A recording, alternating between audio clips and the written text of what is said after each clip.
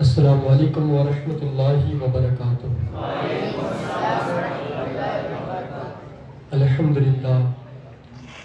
للہ رب العالمین والعاقبۃ للمتقین والصلاة والسلام علی سید الانبیاء والمرسلین، اما بعد فاعوذ باللہ من الشیطان الرجیم، بسم اللہ الرحمن الرحیم۔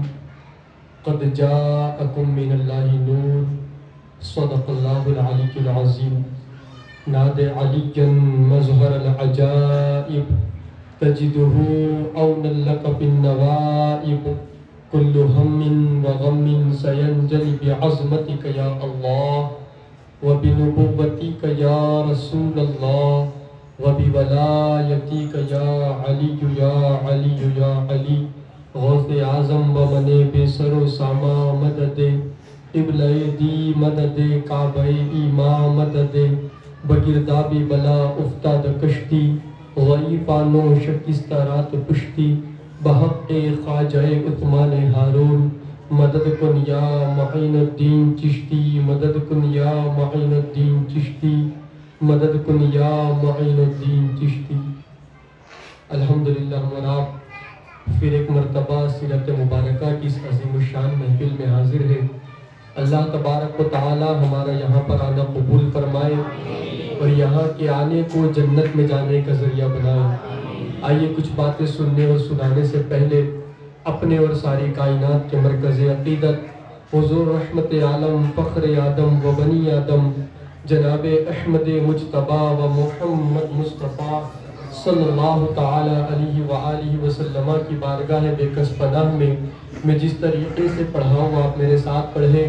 الصلاۃ والسلام علیک یا رسول اللہ، الصلاۃ والسلام علیک یا حبیب اللہ، الصلاۃ والسلام علیک یا نور اللہ، صلی اللہ تعالی علیہ وسلم۔ میرے پیارے آقا صلی اللہ علیہ وسلم کے پیارے دیوانوں، پچھلی محفل میں ہم نے اور آپ نے جناب شیبۃ الحمد یعنی جناب عبد المطلب رضی اللہ تعالیٰ عنہ کے تعلق سے کچھ باتیں سننے اور سنانے کی سعادت حاصل کی تھی۔ جناب عبد المطلب کو حکم ہوتا ہے کہ آپ زمزم کا کنواں نمودار کیجئے، مگر اس جگہ پر مکے کے کافروں کے دو بڑے بت رکھے ہوئے تھے، تو مکے کے کافروں نے انکار کیا کہ آپ اس جگہ پر بتوں کو ہٹا کر کے زمزم کا کنواں نہیں نکال سکتے، آپ نمودار نہیں کر سکتے۔ یہ تمام باتیں ہم پچھلے ہفتے سن چکے ہیں۔ اب بات یہاں تک پہنچی تھی کہ وہ لوگوں نے آپس میں مل کر یہ فیصلہ کیا کہ ایک کام کرتے ہیں، ہم ملک شام چلتے ہیں، اور ملک شام میں جو بہت بڑا راہب ہے، علم والا ہے، جس کی بات کو پورا مکہ تسلیم کر لیتا ہے، ہم جا کر کے ان کے سامنے سارا معاملہ پیش کرتے ہیں۔ اگر وہ ہمیں اجازت دیں گے تو ہمارے بتوں کو ہٹا دیں گے اور تمہیں یہاں سے زمزم نمودار کرنے کی اجازت دیں گے۔ قافلہ نکلتا ہے، مکے کے لوگ بھی ساتھ ہیں، جناب عبد المطلب بھی موجود ہیں۔ اب جب وہ قافلہ نکلا، ریگستانی سفر ہے اور وہ قافلہ جو چند لوگوں کا قافلہ ہے، مگر وہ لوگ ریگستان میں راستہ بھٹک جاتے ہیں، راستہ بھول جاتے کہ ملک شام کا راستہ کون سا ہے، اور اسی معاملے کے اندر ان کے پاس سے پانی بھی ختم ہو جاتا ہے۔ ریگستانی سفر ہے، راستہ بھی بھول چکے ہیں اور پانی بھی ختم ہو چکا ہے، اور ریگستان کے اندر پانی کا ختم ہو جانا گویا یہ موت کا دوسرا نام ہے، اس لیے کہ ریگستان میں پانی میسر نہیں آتا، ریگستان میں کنویں نہیں ہوتے، ریگستان میں دریا نہیں ہوتے، ریگستان میں جھیلیں نہیں ہوتی، اس لیے ان کے پاس سے جب پانی ختم ہوا اب وہ یہ سوچنے لگے کہ پتہ نہیں ہمارا کیا ہوگا، لیکن انہی کے ساتھ نور مصطفیٰ کی امانت کو سنبھالے ہوئے جناب عبد المطلب بھی موجود ہے۔ وہ جناب عبد المطلب کہ جن کا چہرہ بڑا نورانی ہے، جن کے چہرے سے نور نکلتا ہے، وہ جناب عبد المطلب کہ جب مکے کے اندر بارش نہیں برستی، قحط پڑ جاتا، تو اہل مکہ جناب عبد المطلب کو اپنے ساتھ لیتے اور پہاڑ کی چوٹی پر جاتے اور جناب عبد المطلب کے وسیلے سے دعا کرتے کرتے تو اللہ بارش کو نازل فرما دیتا. وہ جناب عبد المطلب جن کے اندر نور مصطفیٰ جلوگر ہے، جن کے اندر نور مصطفیٰ موجود ہے، بلکہ مکے کے کفر کے ماحول میں بھی اللہ کی عبادت کرنے والے جناب عبد المطلب، جب لوگ شرک اور بدعت کو عام کر رہے تھے، بتوں کی پوجا کر رہے تھے، ایسے ماحول کے اندر، ایسے دور کے اندر حضرت عبد المطلب کا معاملہ یہ تھا کہ تنہا اپنے گھر سے نکلتے اور غار ہیرا میں جا کر اللہ کی عبادت کیا کرتے تھے. وہ جناب عبد المطلب جن کی خوبصورتی بھی مشہور، جن کی عبادتیں بھی مشہور، مکے میں جن کی عبادت کا لوہا مانا جاتا تھا، اللہ کے ذکر کے معاملے میں جو بہت مشہور ہے، وہ جناب عبد المطلب کہ علامہ عبد المصطفیٰ اعظمی تو لکھتے ہیں کہ جناب عبد المطلب کی شان یہ ہے کہ جناب عبد المطلب کو بہت سارے لقب دیے گئے ہیں، انہی میں ایک لقب آپ کا مطعم الطیر بھی ہے. جناب عبد المطلب کو مکے والے مطعم الطیر کہہ کر پکارتے. اس کا کیا مطلب؟ کہتے کہ مطعم الطیر کہتے ہیں پرندوں کو کھانا کھلانے والے کو. اور جناب عبد المطلب کی شان یہ تھی کہ جب آپ کھانے کے لیے بیٹھتے تو پرندے بھی آپ کے دسترخوان پر کھانے کے لیے آ جایا کرتے تھے. وہ جناب عبد المطلب جو پرندوں کو بھی کھانا کھلائے، وہ جناب عبد المطلب جن کے وسیلے سے دعا کرے تو بارش برس جائے، وہ جناب عبد المطلب جو تنہا غار میں جا جا کر کی عبادت کرے، وہ جناب عبد المطلب بھی ساتھ میں موجود ہے اور ایک اونٹنی پر سوار ہے. اور جناب عبد المطلب نے اونٹنی کو اتنا فیضیاب کر دیا ہے کہ اسی ریگستان میں اونٹنی زمین پر ٹھوکر مارتی ہے کہ پانی کا چشمہ نمودار ہو جاتا ہے، پانی نکلنے لگتا ہے. جیسے ان لوگوں نے دیکھا، ابھی تک تو اس سوچ میں تھے کہ پتہ نہیں اس ریگستان میں ہمارا کیا ہوگا، ہم راستہ بھی بھول چکے ہیں، ہمارے پاس پانی بھی نہیں ہے، پتہ نہیں ہم زندہ بچ پائیں گے کہ نہیں بچ پائیں گے، ہم ملک شام پہنچ پائیں گے کہ نہیں پہنچ پائیں گے، ہم واپس مکہ جا پائیں گے کہ نہیں جا پائیں گے. ابھی تک تو اسی سوچ میں تھے، لیکن اسی وقت جناب عبد المطلب کی کرامت کا ظہور ہوتا ہے. زمین سے پانی نکلتا ہے، وہ پورے قافلے والے پانی سے سیراب ہوتے ہیں. اب قافلے کے بڑھنے کا وقت آتا ہے، ملک شام کی طرف جب جانے کا وقت آیا تو برجستہ قافلے والوں نے مل کر کہا کہ اے جناب عبد المطلب، اب ملک شام جانے کی کوئی ضرورت نہیں، اب ملک شام جانے کی کوئی حاجت نہیں ہے، اس لیے کہ ہم دیکھ چکے ہیں کہ جس کے ذریعے سے ریگستان کے اندر پانی کا چشمہ نکل سکتا ہے، وہ مکے میں زمزم کا کنواں بھی نمودار کر سکتا ہے، وہ مکے میں زمزم کا کنواں بھی تلاش کر سکتا ہے. کہتے ہیں جناب عبد المطلب اب اتنا بڑا سفر کرنے کی کوئی حاجت نہیں ہے، اب ملک شام جانے کی کوئی ضرورت نہیں ہے،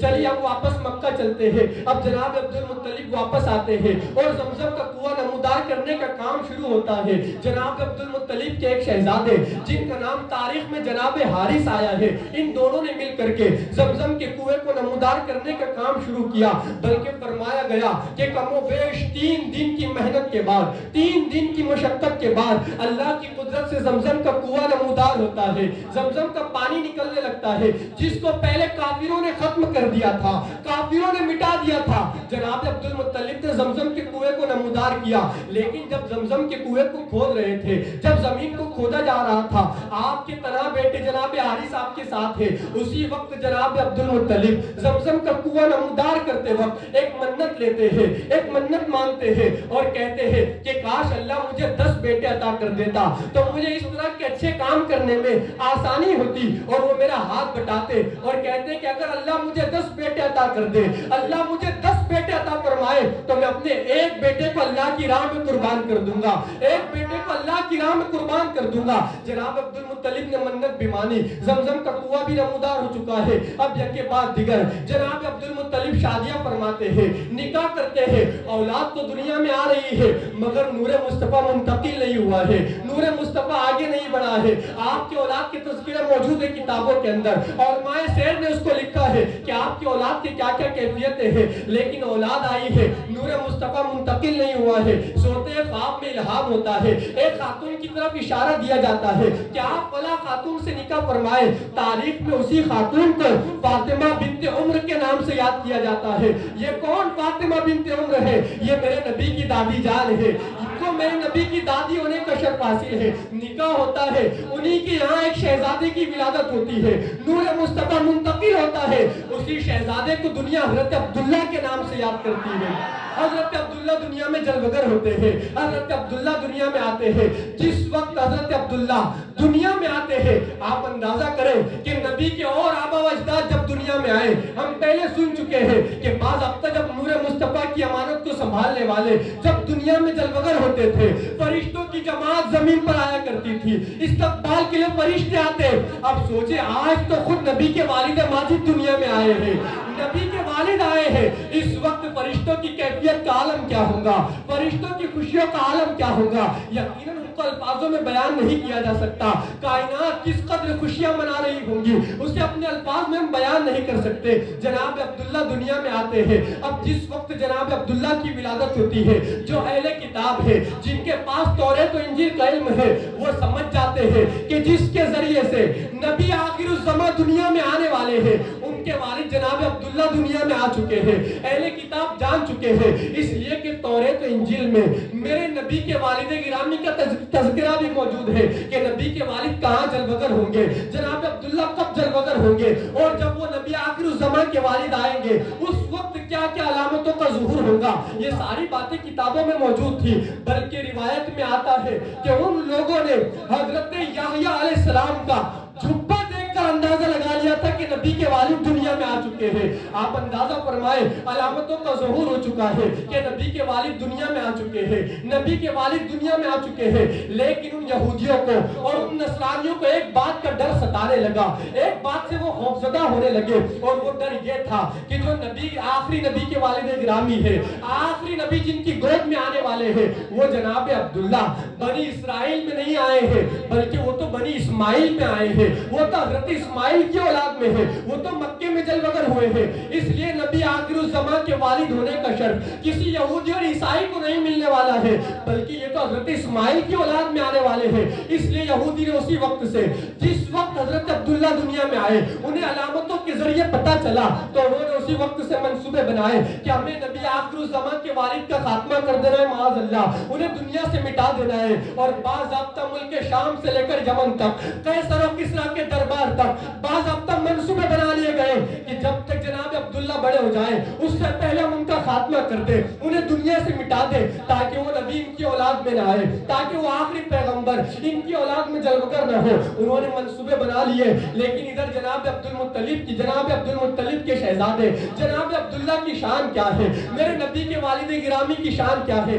آپ مدارج النبوت اٹھا کر کے دیکھیں تو پتا چلتا ہے جناب عبداللہ اپنے والد گرامی جناب عبد المطلب سے کہتے ہیں کہ ابا حضور بات یہ ہے کہ جب میں جاتا ہوں اور کسی درخت کے پاس بیٹھتا ہوں تو میں دیکھتا ہوں کہ جس درخت کے اوپر پتے نہیں ہے، جو درخت سوکھا ہوا ہے، جب میں اس درخت کے قریب سے گزرتا ہوں تو وہ درخت بھی ہرا بھرا ہو جاتا ہے، اس درخت پر پتے آ جاتے ہیں. کہتے ہیں کہ ابو حضور میں دیکھتا ہوں کہ وہ درخت کی شاخیں جھک جھک کر میرے قریب آنے لگتی ہے، گویا کہ وہ مجھے چومنا چاہتی ہے، وہ میرا بوسہ لینا چاہتی ہے. کہتے ہیں جناب عبداللہ کہ جب میں کسی پتھر پر بیٹھتا ہوں، جب میں کسی پتھر پر تشریف رکھتا ہوں تو وہ پتھر کے پاس جیسے ہی میں بیٹھتا ہوں مجھے ایسا لگتا ہے کہ میرے جسم سے نور نکل رہا ہے. جناب عبداللہ کہتے ہیں ایسا لگتا ہے جسم سے نور نکلتا ہے اور وہ نور میرے سر پر آ کر مجھ پر سایہ کر دیتا ہے. وہ نور مجھے کبھی دھوپ میں رہنے نہیں دیتا، وہ نور ہمیشہ مجھ پر سایہ کرتا ہے. قربان نور مصطفیٰ کے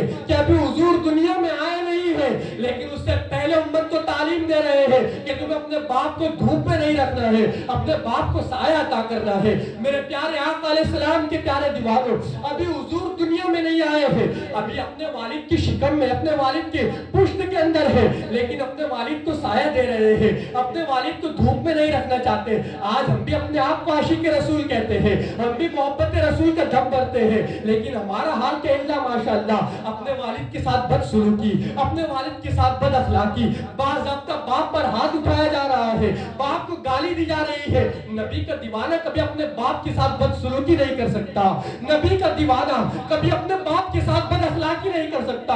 اس لیے کہ تبھی تو نبی دنیا میں بھی نہیں آئے، اس سے پہلے باپ کی عزت کا سلیقہ سکھا رہے ہیں، باپ کا ادب سکھا رہے ہیں. کہتے ہیں کہ میرے والد جناب عبد المطلب جب میں پتھر پر بیٹھتا ہوں تو وہ نور مجھ پر سایہ کر دیتا ہے. کہتے ہیں وہ نور مجھے کبھی دھوپ میں رہنے نہیں دیتا. پھر کہتے ہیں کہ جب میں کسی زمین پر بیٹھنا چاہتا ہوں، جب میں کسی زمین پر بیٹھنا چاہتا ہوں تو زمین بھی پکار کر کہتی ہے کہ اے نور مصطفیٰ کی امانت کو سنبھالنے والے، آپ پر सलामती हो आप तशरीफ रखे।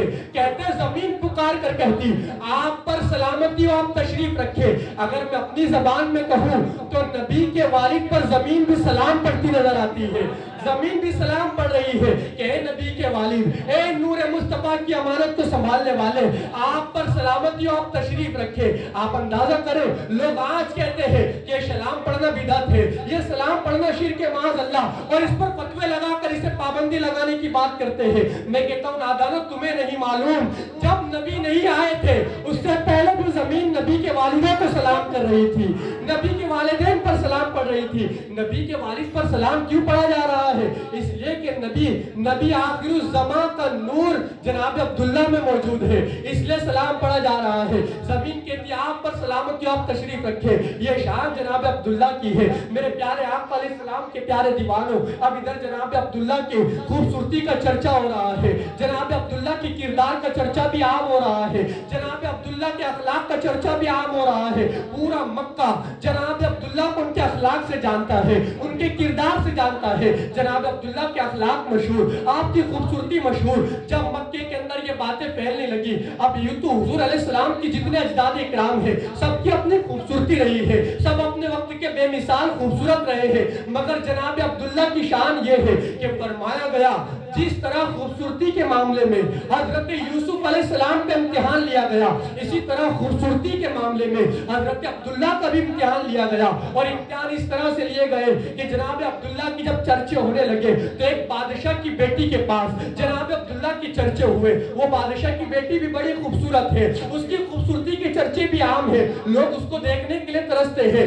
लेकिन जब बादशाह की बेटी के सामने जनाब अब्दुल्ला का तज़किरा होता है कि मक्के में एक नौजवान है, बड़ा हसीन है, बड़ा खूबसूरत है, उसके चेहरे से नूर निकलता है, उसके अखलाक की लोग गवाही देते हैं, लोग उससे बड़ी मोहब्बत करते हैं। जब बादशाह की बेटी ने जनाब अब्दुल्ला की ये शान सुनी, वो अपने घर से निकलती है सिर्फ इसलिए कि उस खूबसूरत नौजवान के चेहरे की जियारत हो जाए, उस जनाब अब्दुल्ला के चेहरे की जियारत हो जाए। और बिलखुसूस जनाब अब्दुल्ला की जियारत करने के लिए वो बादशाह की बेटी निकल के अपने घर से और मक्का आती है, और सिर्फ एक नजर जनाब अब्दुल्ला को देखती है, आप पर आशिक हो जाती है, आपको दिल दे बैठती है, और उसी वक्त जनाब अब्दुल्ला से कहती है कि मैं खुद आपसे निकाह करना चाहती हूँ, आप मुझसे निकाह फरमाए। मगर जनाब अब्दुल्ला इनकार कर देते हैं, इसलिए कि नूरे मुस्तफा मुंतकिल होने वाला है, नूरे मुस्तफा आगे बढ़ाया जाना है, और लोगों के भी रिश्ते आ रहे हैं, मगर आपके वालिद माजिद जनाब अब्दुल मुत्तलिब इनकार करते जा रहे हैं।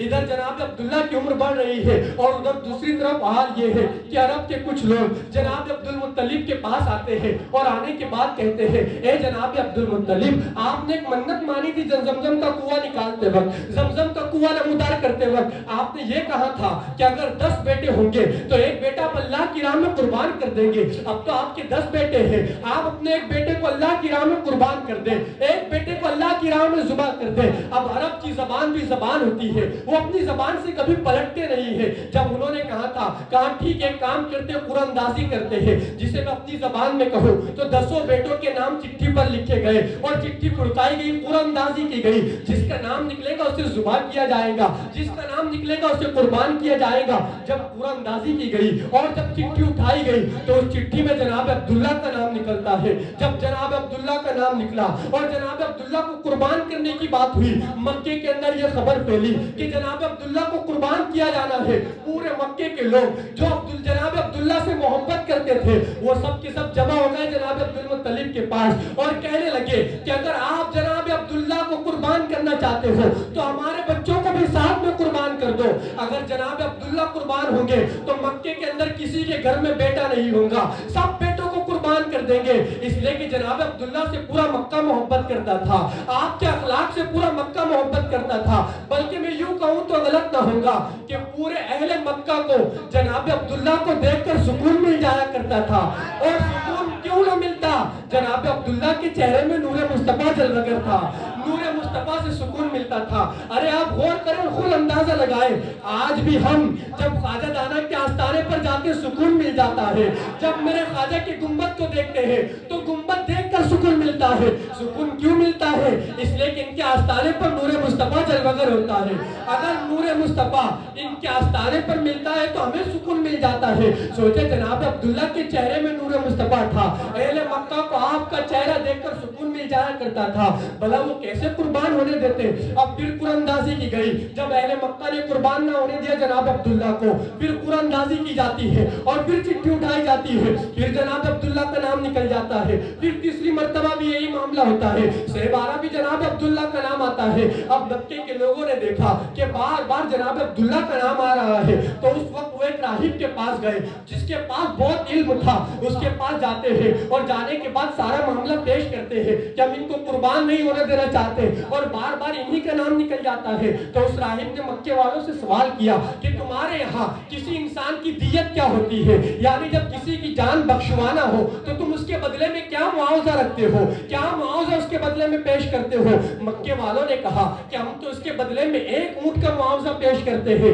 یعنی کسی کی جان بخشنا ہو تو اس کے بدلے میں ایک اونٹ پیش کر دیا جاتا ہے، بس اتنا ہی معاوضہ ہوتا ہے۔ اس راہب نے کہا ٹھیک ہے، کام کرو کہ اب قرآن اندازی کرو، ایک طرف اونٹ کو رکھو، ایک طرف جناب عبداللہ کو رکھو، اگر جناب عبداللہ کا نام نکلے تو اونٹ کی دیت کو بڑھاتے جاؤ، اونٹ کے معاوضے کو بڑھاتے جاؤ، اور اگر اونٹ کا نام نکل جائے تو اونٹوں کی قربانی کر دو، جناب عبداللہ کو رہنے دو۔ لوگوں نے کہا ٹھیک ہے، اسی طرح کا معاملہ کیا گیا، قرآن اندازی کی گئی، پھر قرآن اندازی کی گئی، چٹھی اٹھائی گئی، پھر جناب عبداللہ کا نام نکل جاتا ہے۔ اب مکے کے لوگوں نے دیکھا واپس جناب عبداللہ کا نام آیا ہے، اب دیت بڑھا دی جاتی ہے، پہلے تو ایک اونٹ رکھا گیا تھا مگر اب ایک سے بڑھا کر 10 کر دیا جاتا ہے کہ جناب عبداللہ کے بدلے میں 10 اونٹ کی قربانی پیش کر دی جائیں گی۔ پھر واپس قرآن اندازی کی جاتی ہے، پھر چٹھی اٹھائی جاتی ہے، پھر دیکھتے جناب عبداللہ کا نام آیا ہے، پھر 10 کی جگہ 20 اونٹ کر دیے جاتے ہیں۔ اسی طرح معاملہ بڑھتا گیا حتیٰ کہ بار بار جناب عبداللہ کا نام نکلتا رہا اور حضرت عبداللہ کے بدلے میں 100 اونٹ کی قربانی پیش کرنے کی بات آ گئی۔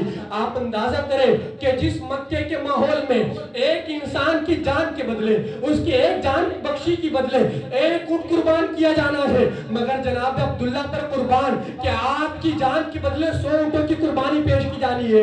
اب پھر نام نکالا جاتا ہے، جناب عبدالمطلب کہتے ہیں پھر قرآن اندازی کی جائے، پھر نام نکالا جائے، اب نام نکالتے پھر جناب عبداللہ کا نام، حتیٰ کہ پھر 3 مرتبہ نام نکالا جاتا ہے، جناب عبداللہ کا نام بار بار آ رہا ہے۔ جناب عبدالمطلب سمجھ جاتے ہیں کہ مجھے اپنے بیٹے کے بجائے ان 100 اونٹوں کی قربانی پیش کرنی ہے۔ اب جس جگہ پر حضرت اسماعیل علیہ السلام کی جگہ دمبے کو ذبح کیا گیا تھا، اسی جگہ حضرت عبداللہ کی جگہ پر 100 اونٹوں کی قربانی پیش کی جاتی ہے، 100 اونٹوں کو ذبح کیا جاتا ہے، 100 اونٹوں کی قربانی پیش کی جاتی ہے۔ اسی لیے میرے آقا ارشاد فرماتے ہیں، مواعظ الحسنہ کی روایت ہے، حضور فرماتے ہیں انا ابن الذبیحین، میرے آقا فرماتے ہیں کہ میں 2 ذبیحوں کا بیٹا ہوں، میرے ایک والد ماجد حضرت اسماعیل ہیں جن کی جگہ پر دمبے کو ذبح کیا گیا، اور میرے والد ماجد حضرت عبداللہ ہیں کہ جن کی جگہ 100 اونٹوں کی قربانی پیش کی گئی۔ میرے آقا فرماتے میں 2 ذبیحوں کا بیٹا ہوں۔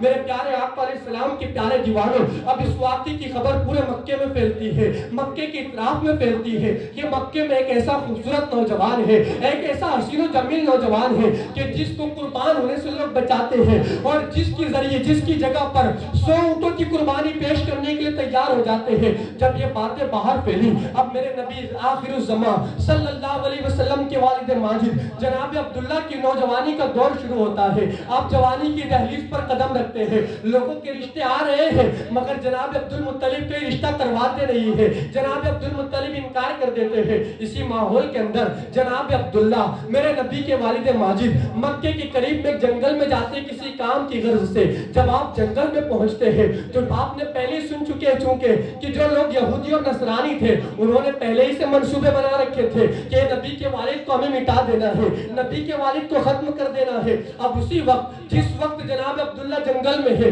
ملک شام سے 70 یہودی آتے ہیں گھوڑ سوار، اور صرف اس مقصد سے آتے ہیں کہ جناب عبداللہ کو شہید کر دے، ان کا نام دنیا سے مٹا دے تاکہ آخری نبی دنیا میں نہ آ سکے۔ اسی مقصد سے آتے ہیں اور جنگل میں حملہ کرنے کے لیے جناب عبداللہ کو ڈھونڈتے ہیں۔ جناب عبداللہ اسی جنگل میں ہے، اتفاق سے اسی جگہ پر ایک اور شخص شکار کرنے آئے ہیں جن کا کا نام تاریخ میں حضرت وہب آیا ہے. حضرت وہب بھی اس جنگل میں موجود ہے اور حضرت وہب شکار کی غرض سے آئے ہیں, اپنے ساتھ ہتھیار لے کر آئے تاکہ شکار کر سکے. جناب وہب دیکھتے ہیں کہ ایک خوبصورت نوجوان ہے. جناب عبداللہ کو دیکھتے ہیں کہ اتنا خوبصورت نوجوان ہے, اتنا حسین و جمیل نوجوان ہے کہ اس کے جیسا خوبصورت میری آنکھوں نے کبھی نہیں دیکھا. اتنے میں جناب وہب دیکھتے ہیں کہ اس خوبصورت نوجوان پر 70 لوگ ایک ساتھ حملہ کرنا چاہتے ہیں, اس نوجوان کو ختم کرنا چاہتے ہیں. جناب وہب کہتے ہیں کہ میرے دل میں خیال آیا کہ چلو میں اس خوبصورت نوجوان کی حفاظت کروں, اسے بچانے کی کوشش کروں. کہتے ابھی میں سوچ ہی رہا تھا, اتنے میں دیکھتا ہوں کہ آسمان سے فرشتوں کی جماعت نازل ہوتی ہے, آسمان سے فرشتے اترتے ہیں اور اس خوبصورت نوجوان یعنی حضرت عبداللہ کی حفاظت کرتے ہیں, حضرت عبداللہ کو بچانے کے لیے آتے ہیں اور ان کافروں کا خاتمہ کرتے ہیں. جناب وہب کہتے ہیں کہ میں نے جب یہ منظر دیکھا کہ یہ اتنا حسین و جمیل نوجوان ہے کہ اس کو بچانے کے لیے آسمان سے فرشتے نازل ہوتے ہیں, یقیناً یہ نوجوان کوئی معمولی نوجوان نہیں ہوگا. اور یہ جو جناب وہب ہے انہی کی بیٹی کا نام حضرت بی بی آمنہ رضی اللہ تعالیٰ عنہا ہے, انہی کی بیٹی کا نام بی بی آمنہ ہے. اب اس کے بعد کیا کیا واقعات رونما ہوتے ہیں انشاءاللہ آئندہ ہفتے آپ کے سامنے بیان کیا جائیں گا. آئیں گے انشاءاللہ. اللہ ہم سب کو عمل کی توفیق عطا فرمائے. کھڑے ہو جائے سلام کے.